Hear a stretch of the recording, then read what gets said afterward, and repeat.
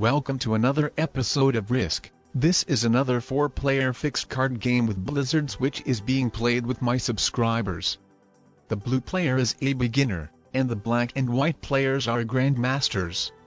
Settings: Alliances on, balance blitz dice rolls in 60 seconds per turn.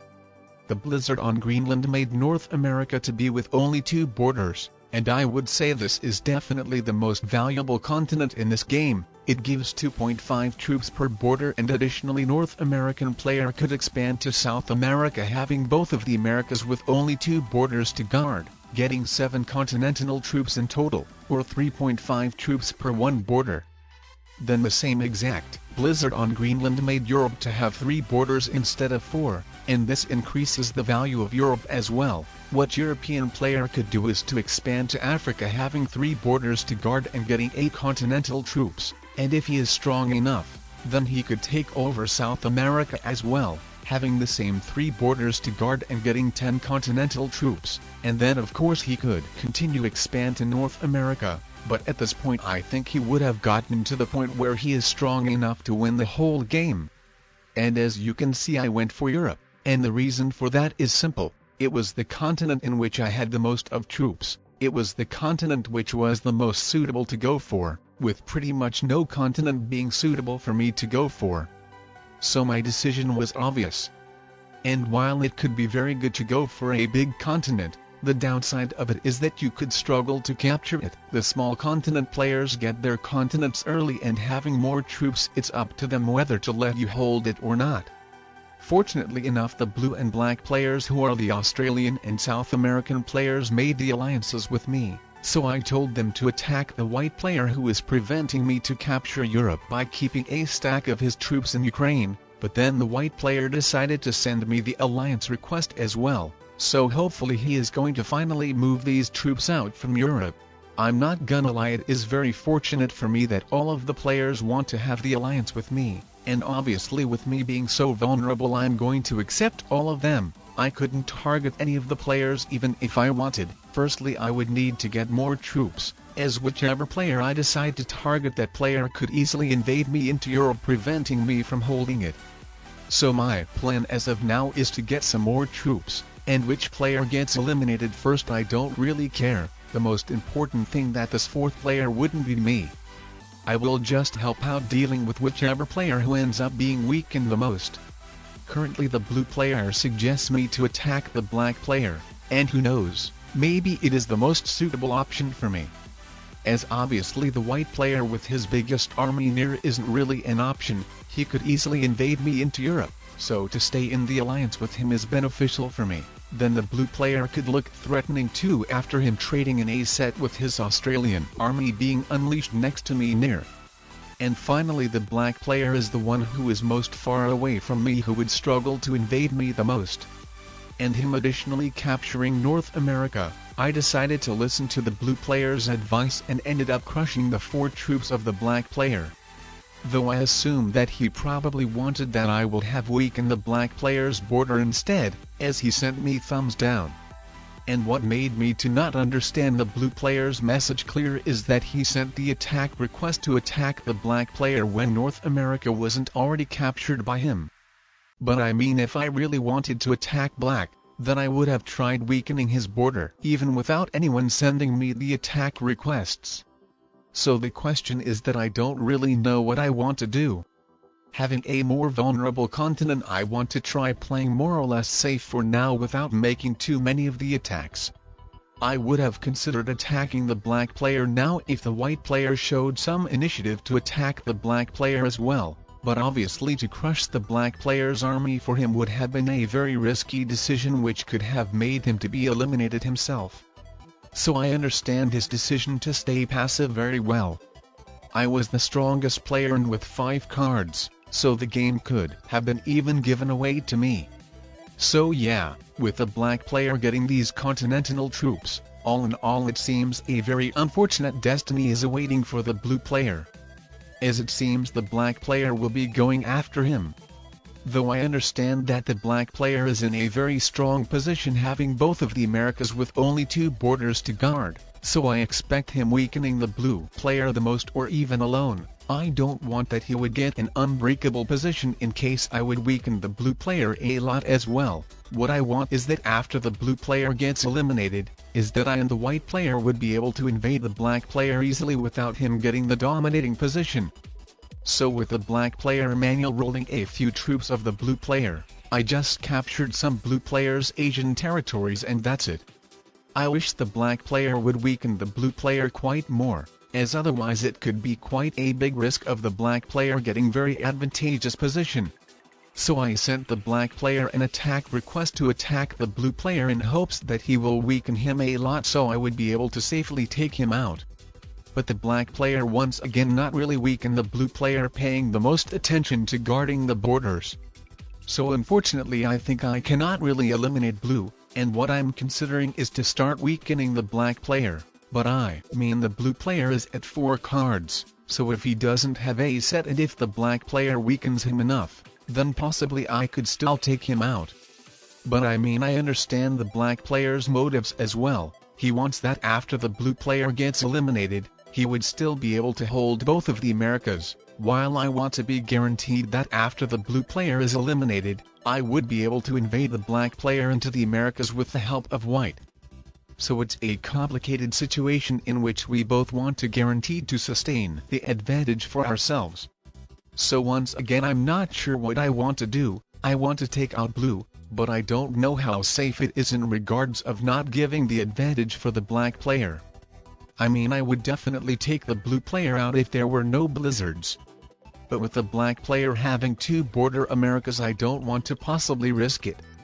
Then I want to attack the black player invading him into North America, but at the same time I don't want to as well. It would equalize the game, and then it could be any of the players who could get eliminated first instead of blue. And I'm not sure how the blue player feels about me anymore. I didn't help him out to attack the black player back then, so if I invade the black player now wasting a lot of troops, then it's unknown how he would react and which player he would decide to start weakening. And at the same time I'm not sure what would be the thoughts of the white player either, which player he would be going after as well. The white player fortified his troops to one big army, and I'm not sure whether it's because he wants to show a very good loyalty for the black player, or is it because with both of us having single big armies would be able to invade the black player much more easily if needed. But yeah. In any case I think I'm now comfortable of taking the blue player out with the black player weakening his Brazilian border, so now I'm confident that the black player would get invaded easily for sure, well as long as with the white player wanting to invade him as well. So let's send the attack request to white to attack black and use these troops to crushing on the black player's weak border at the same time unleashing the white player's biggest army so he would be able to invade black with basically no troop loss, or at least not something significant. And at the same time I'm saying to attack my territory if needed, indicating that it's fine for me to get invaded into Europe. One thing, it wouldn't be smart to still let me hold Europe, and another thing, the black player would invade it anyways. Well, with me being in Australia, the white player could take over Africa and Europe and not guarding against black trap me in Australia. But I assume it would be relatively risky with 2 border Americas. So yeah, at the end I'm very glad that the white player decided to invade the black player into his continents, preventing him from holding 2 border Americas. Now I'm not sure what are the next white player's plans, but hopefully we are going to be very good allies and continue weakening the black player with us already attacking him. The black player seems to taking over Europe, so I'm going to invade him, and with me not invading white into Africa, I hope it will encourage white to team up with me on black. At this point it's really about on who decides to attack who, or maybe to say more accurately which players decide to be in a strong alliance attacking another one. And whichever way it ends up to be, it's fine as long as the balance of the game is sustained and with nobody taking over a really advantageous position. As you can see in this situation, black shows that he is adding his troops next to me and says to attack the white player. And I understood that as if I keep continuing to attack black, then the black player will weaken me, but before that he lets me choose whether I would want to start attacking white with him instead. And as you can see, I decided to agree on that.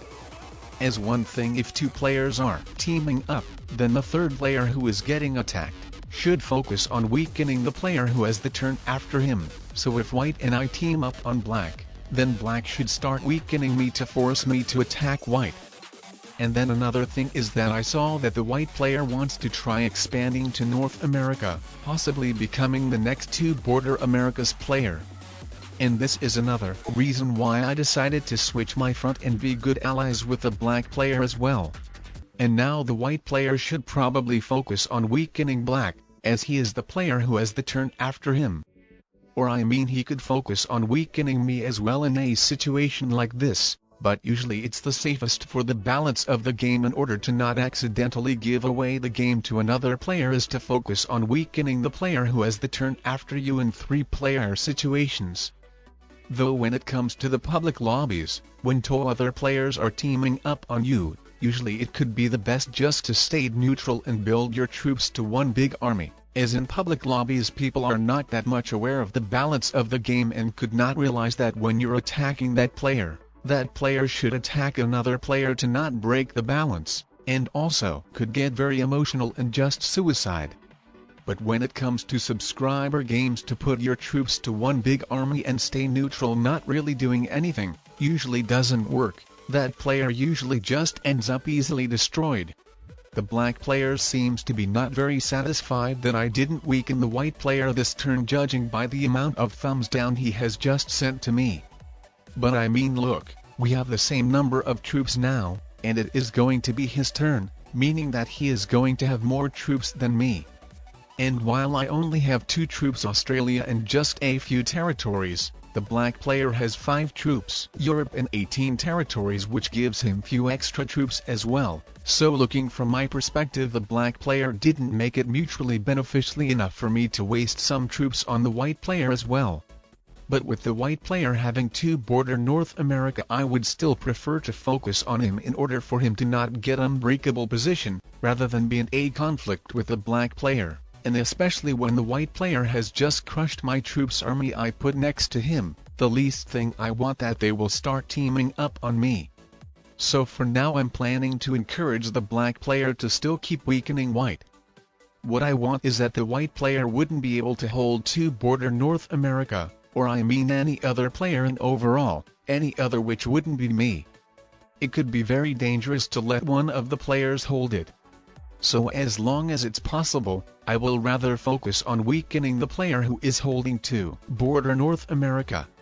And now with the white player moving his armies out from it, and looking to the troops counter in the continents we each hold, it makes the most sense for me to attack the black player. So this is what with the white player additionally suggesting I'm going to do.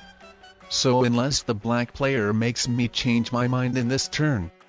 But as you can see, he didn't. It's my turn and I have 12 troops fewer than him, so if I let him hold these continents or even foolishly weaken the white player, then he will end up being in a big advantage, especially knowing that if I don't attack black, then the white player wouldn't attack him either, with white being weaker than me.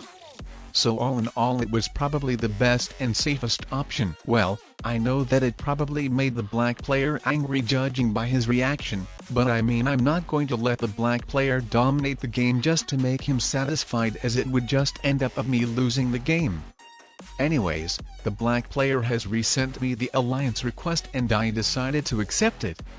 I'm just going to see what the black player has to offer.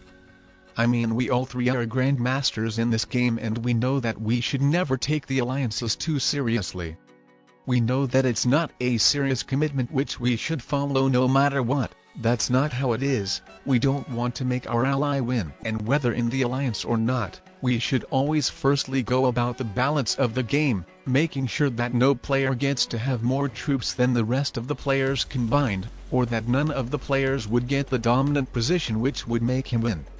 When it comes as of now, I'm just going to team up with the player who is going to show me more initiative, and then also I will take into the account the position, the location wise as well.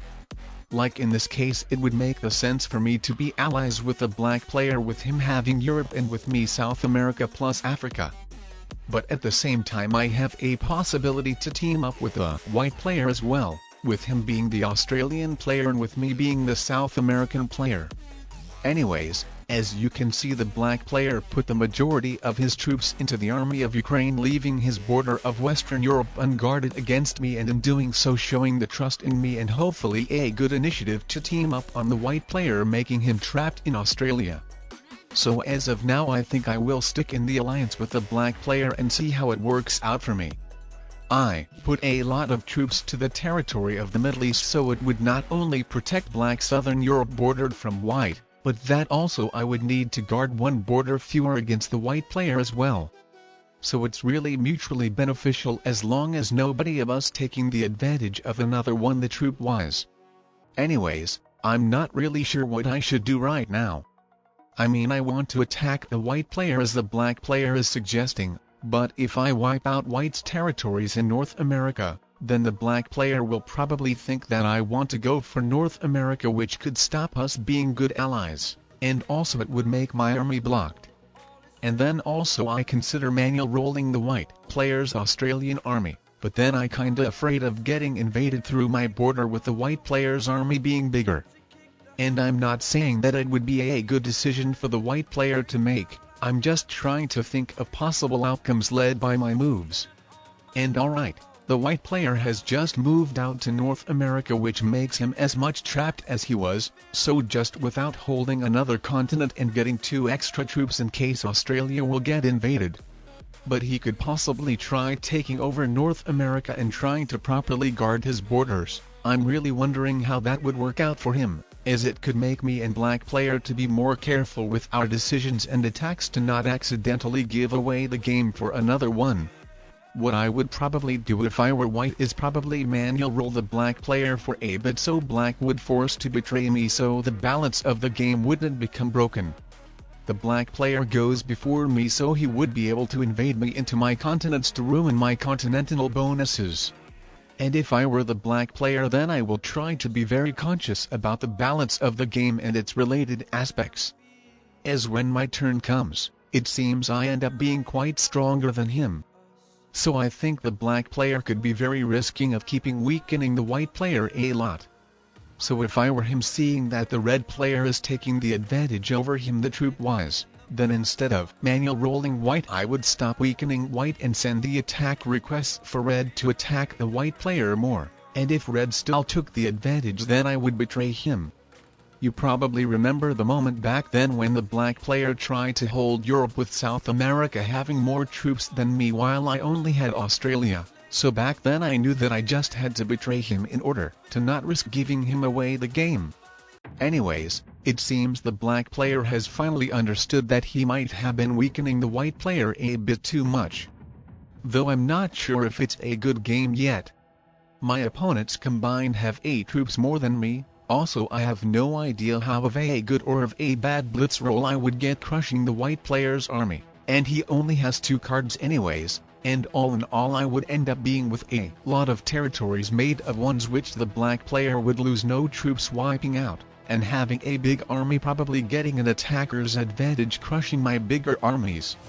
So with the black player noticing that I'm taking the advantage over him, probably the best decision would be to crush his biggest army and expect to get a good blitz roll to possibly unbalance the game in my favor. And that's what I call a good blitz roll, guys. That's spectacular. I lost 13 troops fewer taking the same sized army of the black player down. And then to crush his 6 troops with my 7 troops army losing only 1 troop was very favorable as well. And all in all, with the white player's turn starting, I have the lead of 9 troops over both of my opponent troops combined. And actually I'm very glad that the white player is crushing those isolated European troops which he could have left blocked. And with the black player's turn coming, it seems I have a disadvantage of 7 troops, but keep in mind that I have one big army in comparison with a bunch of the white player's territories made of ones which I should lose no troops capturing. And the black player has even made the whole thing for me easier by coming all this long way capturing white territories just to crush 2 troops of mine, so he actually did more good for me than harm, and now I'm totally confident that I'm taking him out. I won't completely finish taking the white player out, but the advantage obviously belongs to me. And there's basically no way for the white player to make a comeback even if having a set. So as you can see, the white player had a set, but probably realizing that he has no chances to win anyways, just went with no Australia, no win strategy. If you guys enjoyed watching this video, then I would recommend checking some of these out as well.